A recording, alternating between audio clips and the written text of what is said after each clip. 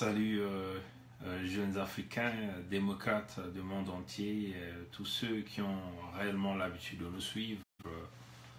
Nous sommes bien dans la journée du 28 novembre 2017 et nous allons parler de quelques sujets. Premièrement, pour la libération des prisonniers politiques au Congo. Nous aimerons ici parler le cas de Paulin Makaya. Nous sommes à jour J-2. Jour J-2. Nous nous sommes décidés de traquer ces jours, une façon de sensibiliser l'opinion nationale et internationale. Paulin Makaya doit être libéré dans 2 jours. Donc, nous comptons voir la sortie de Paulin Makaya ce jeudi qui arrive. Donc, et encore nous réitérons, jour J-2 pour la libération de Paulin Makaya. Nous tenons encore à alerter des informations que nous avions reçues de Brazzaville. Nous disent qu'au Kemba, Jean-Dominique Okemba, je répète, Okemba Jean-Dominique a donné des instructions fermes pour pouvoir garder Paulin Makaya en prison, éventuellement avec une potentialité de pouvoir l'empoisonner pour qu'on arrive au Kansuru. Et nous réitérons encore le message, il est très clair que si vous touchez aux prisonniers politiques, il y aura des répliques, nous allons répliquer.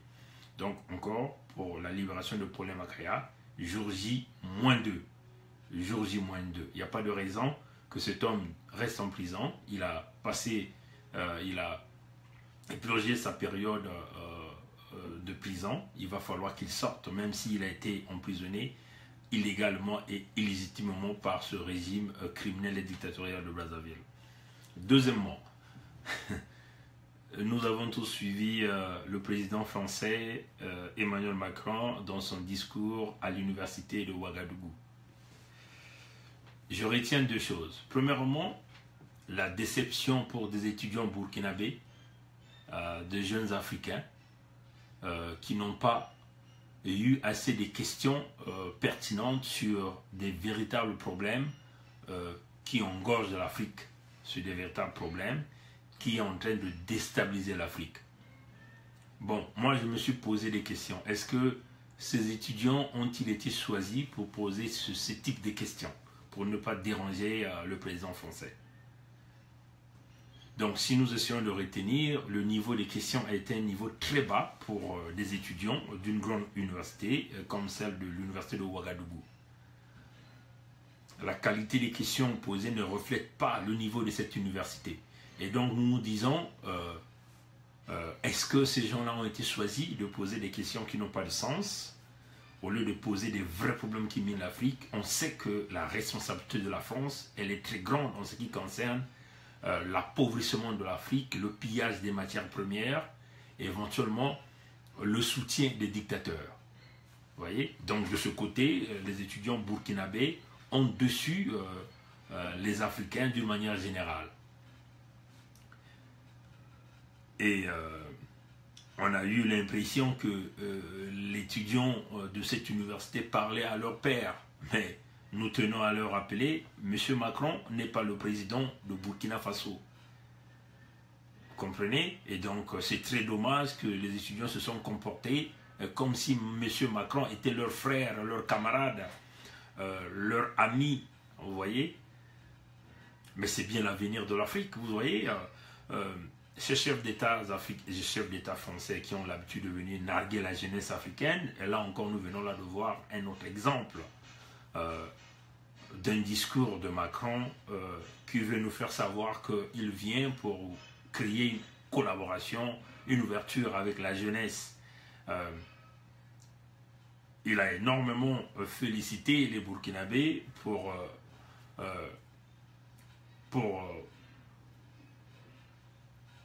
la révolution qu'ils ont eu à faire. Moi, je vais répéter, je ne vais pas être trop loin. C'est un discours quasiment, si vous voyez le contenu de 2 heures du temps. Moi, j'ai choisi 2 points. Quelques points. J'ai choisi, dans son discours, il a parlé d'une Afrique forte. Il était fier de la révolution des jeunes burkinabés. Il a parlé des conflits politiques, des constitutions et des élections. Mais moi, ce qui m'intéresse beaucoup plus sur les conflits politiques en Afrique et éventuellement les conditions des élections en Afrique. Si vous entendez bien ce discours de M. Macron, il dit ceci, il n'est pas venu pour donner des leçons. Il ne vient pas pour donner des leçons à tous ces États-là qui organisent très mal les élections ou ces États qui ont des problèmes de dictature dans leur pays. Donc, quand on n'est pas donneur de leçons, ça veut seulement dire on veut vouloir utiliser le contexte, c'est-à-dire le respect, hein, si vous voulez, des autonomies hein, de tout un État, hein, de chaque État. Ça, on le comprend du point de vue démocratique, mais ce que M. Macron a oublié, c'est que l'Afrique est étroitement liée, surtout cette Afrique noire francophone, est connectée à la France. Et donc, éventuellement, ce sont les chefs d'État, enfin, les chefs d'État français, qui dictent des lois à ces pays-là. C'est ce qu'il a oublié. Quand Macron dit qu'il ne vient pas en tant que donneur de leçons, mais nous pensons que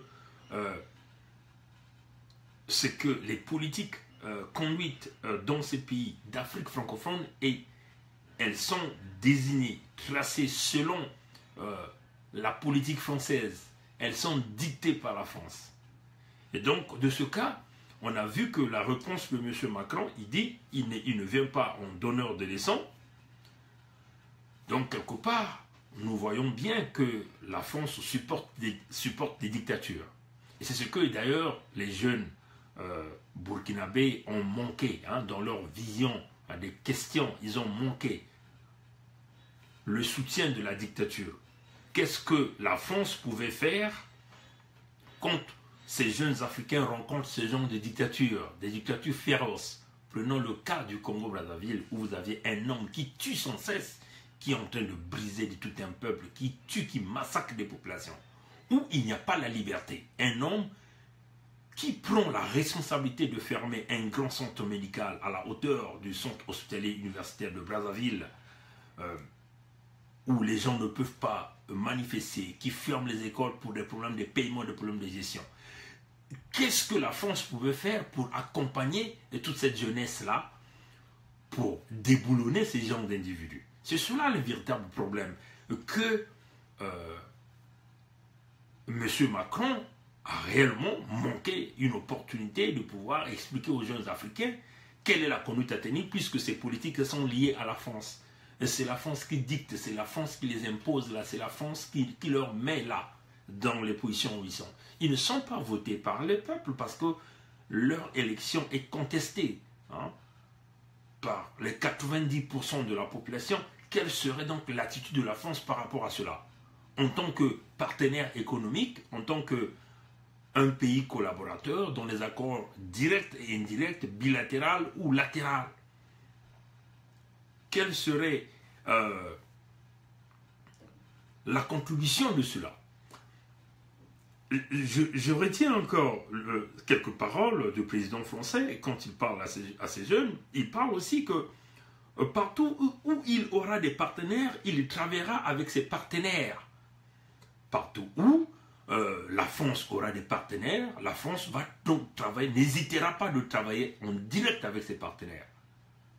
Mais là où la France n'a pas de partenaire, la France n'hésitera pas de travailler avec la jeunesse, éventuellement la société civile. Moi, je me retiens à ces propos-là.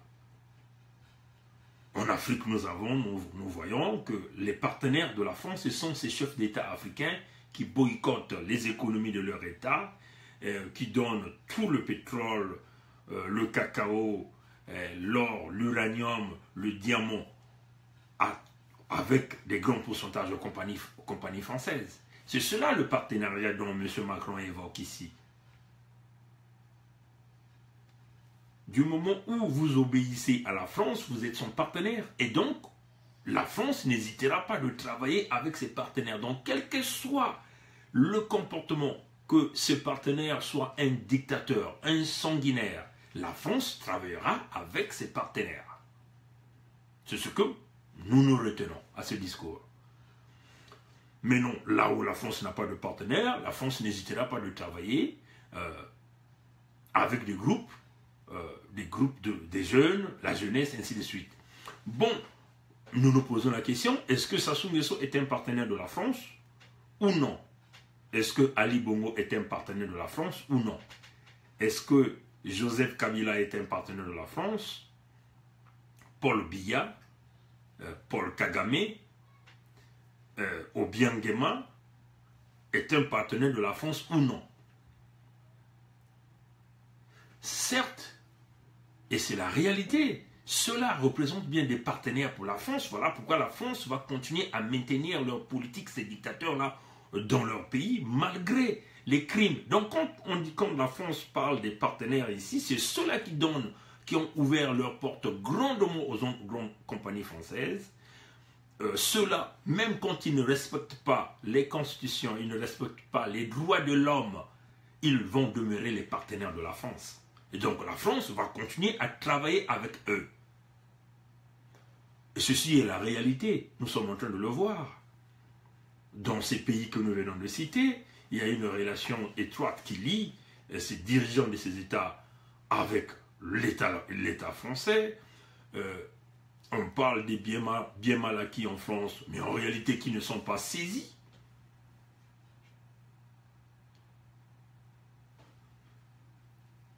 Donc, dans le travail de partenariat de la France avec tous ces individus, nous voyons aussi la protection de la France, la protection que la France apporte à ses partenaires-là. Par exemple, le cas du Congo-Brazzaville, on a un Sassou Nguesso qui commet des crimes contre l'humanité. Du fait qu'il est partenaire de la France doit donc couvrir pour protéger tous ces crimes qu'il commet. Et ceci est aussi vrai avec le Gabon, les crimes que Ali Bongo est en train de commettre, du fait qu'il est partenaire de la France va donc, comme la France travaille avec ce partenaire, il faut donc couvrir ces crimes.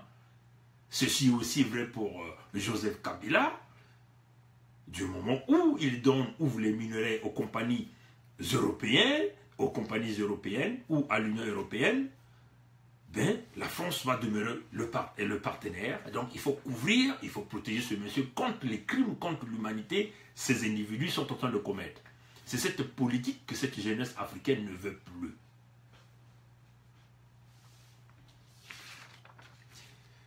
Bon, quand nous essayons de voir la situation sur la Libye, M. Macron interpelle les gouvernements africains pour qu'ils puissent travailler en connivence avec le HCR afin qu'ils aillent identifier leurs ressortissants en Libye. Mais ce que M. Macron n'a pas évoqué, il a oublié de dire que la France va prendre ses responsabilités pour couper les finances, le financement de la Libye. C'est cela le grand point. Ce qui est en train de se passer en Libye avec ces histoires d'esclavagisme, c'est bien des réseaux. C'est parce que l'Union européenne donne de l'argent aux Libyens pour faire ce sale boulot à leur place. Et vous voyez que M. Macron arrive à le dire, que ces gens-là ne rentreront pas dans l'Europe parce qu'ils ont reçu leur pari. Ils ont effrayé les jeunes Africains en leur massacrant tout simplement au niveau de la Libye.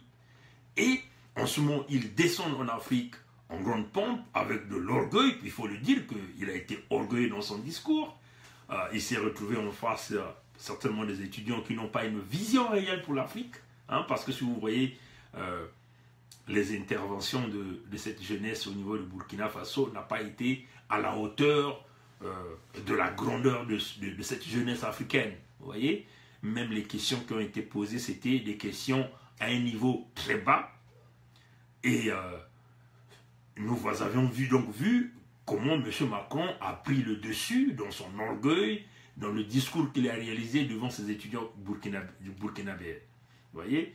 Et donc, en ce qui concerne la situation de la Libye, nous savons que personnellement, nous pensons que M. Macron devait donc parler de la responsabilité de la France, éventuellement demander que la France puisse retirer son financement, vu qu'il y a des crimes contre l'humanité qui ont été commis en Libye. La France devait donc arrêter de supporter financièrement la Libye. Mais ça n'a pas été fait. À la place, on demande aux pays africains de s'organiser et d'aller en Libye et reprendre leurs ressortissants. Et tous ces gens-là, quand ils vont arriver dans leurs états respectifs, qu'est-ce qui va arriver? Rien ne va arriver. Parce que la France continue à maintenir ce que nous appelons des reptiliens, des présidents poubelles, qui sont là, qui n'ont jamais une vision pour la jeunesse, et qui seront toujours là pour massacrer et piétiner. La preuve en est, vous avez vu Sassou Nguesso, hier, il y a eu les responsables d'opposition au niveau du Congo qui ont fait une marche pacifique qui a été réprimandée avec une forte répression, une violence d'une grandeur incroyable. On a tiré des gens à balles réelles, les gens sont en ce moment de se faire torturer dans les prisons parce que c'est soutenu par la France. Mais la France ne dit rien. Pourquoi la France ne dit rien? Parce que la France dit qu'il ne vient pas pour donner des leçons. En fait, M. Macron, dans son discours, si vous voyez, il fait semblant pour dire qu'il est mieux que M. Hollande, qui était donneur de leçons, et après il s'est tourné du côté des dictateurs.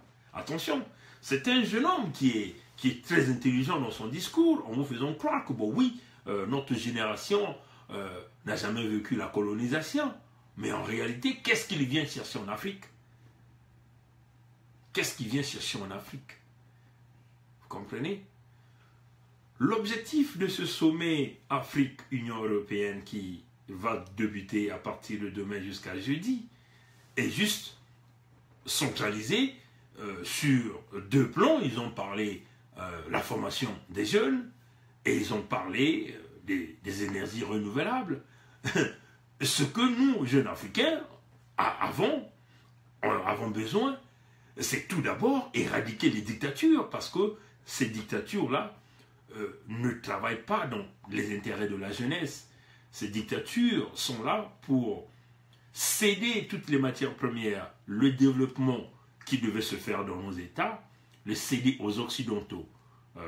Mais le pays qui bénéficie de la plus grande partie des richesses naturelles d'Afrique, éventuellement c'est la France, par le biais de cette monnaie, d'abord qu'il a évoquée rapidement sur une question d'un étudiant d'ailleurs qui n'était pas bien informé, parce qu'il parle de selon mes recherches, c'est 50% des revenus, mais non, c'est 85% des revenus de chaque État, du PIB de chaque État, et donc donné en gage. Voilà un peu la question que cet étudiant devait venir. Il pouvait par exemple reformuler sa question dans le sens pour dire, bon, les pays africains sont obligés de gager 80% de leurs revenus au niveau de la Banque de France pour garantir les francs CFA.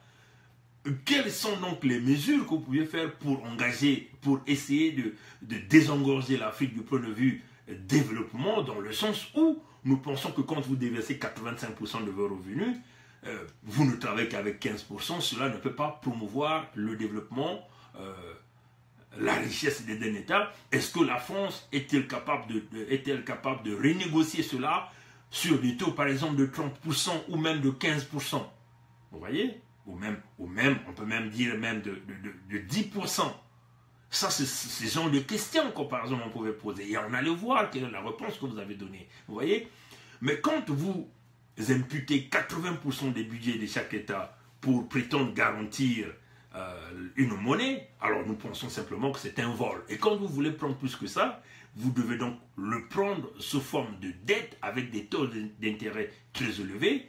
Nous pensons tout simplement que c'est de l'arnaque, c'est le vol, c'est de l'escroquerie, c'est de la colonisation monétaire. Vous voyez? Ou encore, cet étudiant pouvait par exemple formuler la question, est-ce que la France est aujourd'hui prête à comprendre que la situation économique de l'Afrique est très désastreuse et que l'Afrique aujourd'hui se retrouve autour d'une monnaie qu'elle va arriver à maîtriser? Est-ce que la France est-elle capable d'accepter cela?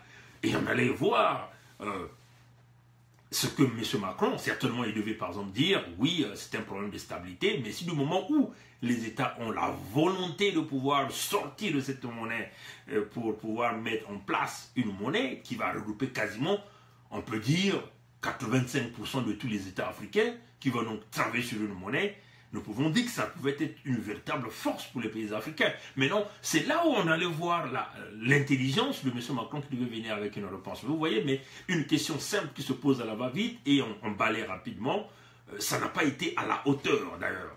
Vous voyez? Et donc, la libération économique de l'Afrique passera d'abord par des Africains qui vont comprendre que nous ne pouvons pas dépendre de l'Occident, hein, pensons que toutes les aides, le développement ne partira de l'extérieur.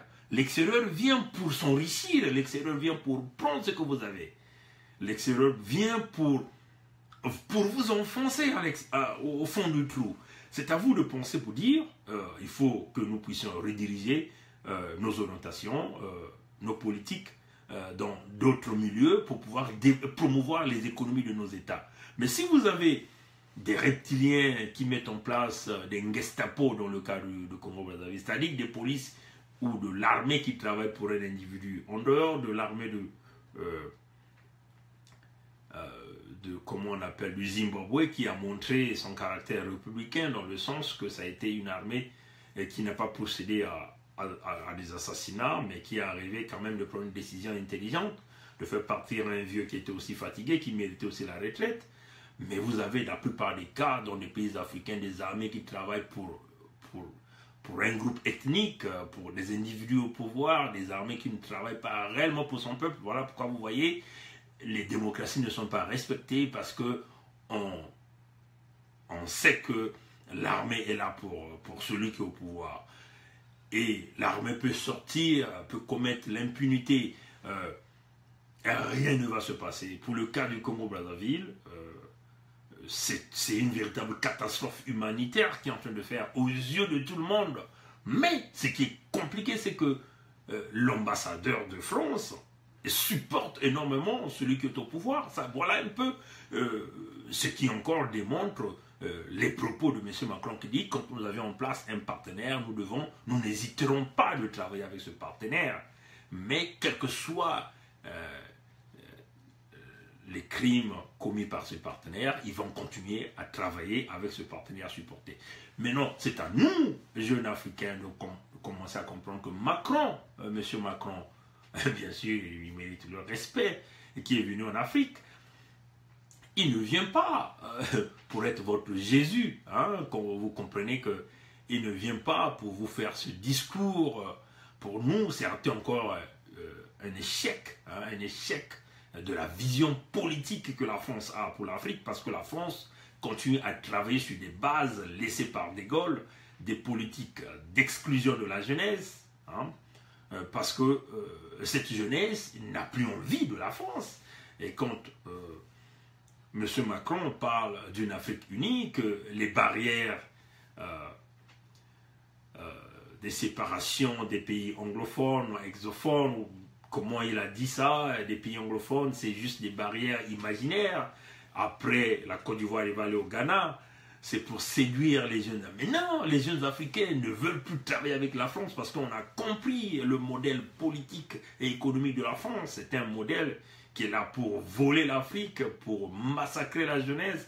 Ça n'a jamais été des politiques qui va apporter le développement de la jeunesse, des emplois dans la jeunesse, la formation et l'éducation. Si nous essayons de voir un peu, même déjà pour entrer dans des grandes écoles de formation en France, on vous sélectionne, on vous filtre. Il n'y a pas de bourses qui permettent aux jeunes Africains d'aller étudier dans des écoles d'élite. Il n'y en a pas. Mais nous voyons par exemple des universités américaines comme canadiennes. Vous avez de la compétence, vous êtes là-dedans. Harvard donne des bourses à des plus démunis, vous voyez.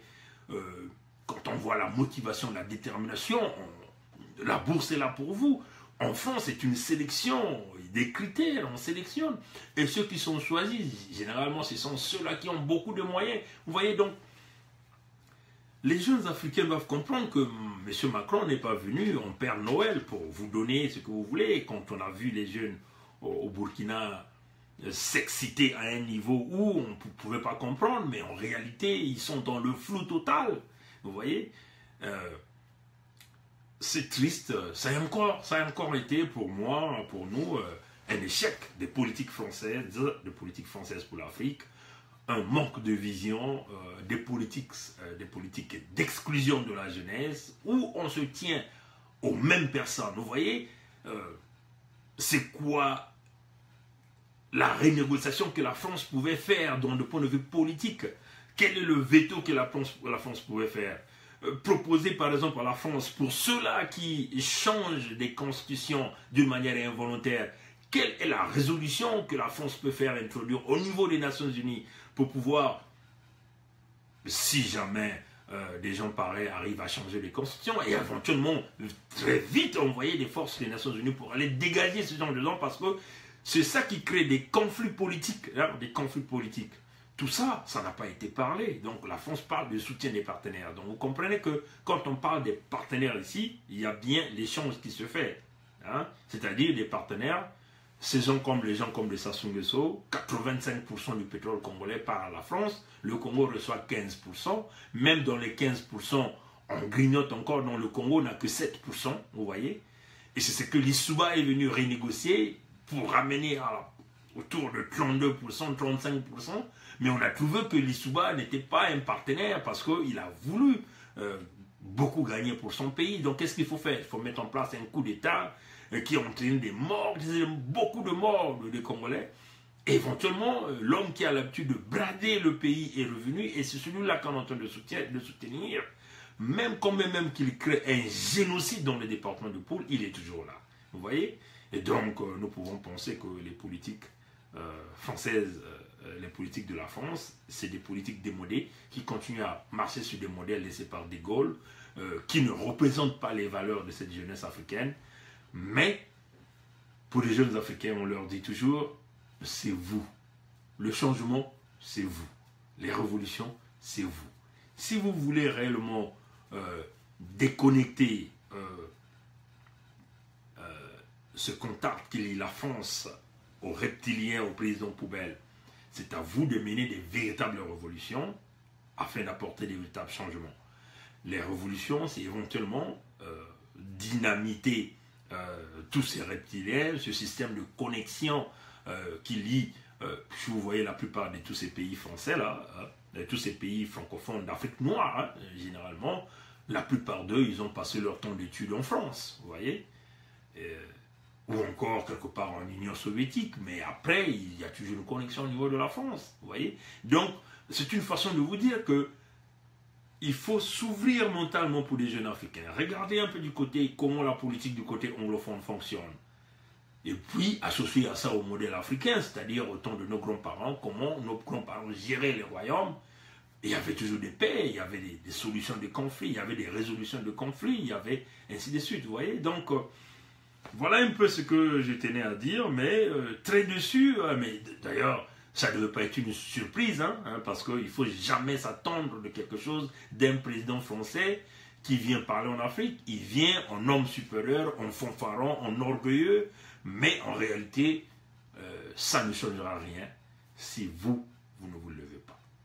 Voilà un peu ce que je tenais à dire sur ce discours de M. Macron et de ces jeunes Burkinabés qui ont déçu l'Afrique, bon, d'une manière générale. Bon, c'est normal, ils ont choisi le Burkina, peut-être qu'ils avaient déjà estimé que le niveau des compétences des étudiants n'était pas à la hauteur. Hein. On pouvait, par exemple, peut-être pourquoi on n'a pas choisi l'université Cheikh Anta Diop, hein. Vous voyez, on a choisi le Burkina, voilà. Donc, dommage, mais ce n'est pas une façon de pouvoir dénigrer les étudiants burkinabés, non, ce n'est pas le but, hein, mais les questions n'ont pas été à la hauteur, et nous pensons que tous ces étudiants devaient se préparer, ou encore ce sont des étudiants qui ont été choisis simplement pour faire plaisir au colonisateur qui est le président français. Voilà un peu ce que je tenais à dire, et on vous souhaite une bonne journée et que Dieu nous bénisse tous. Merci, au revoir.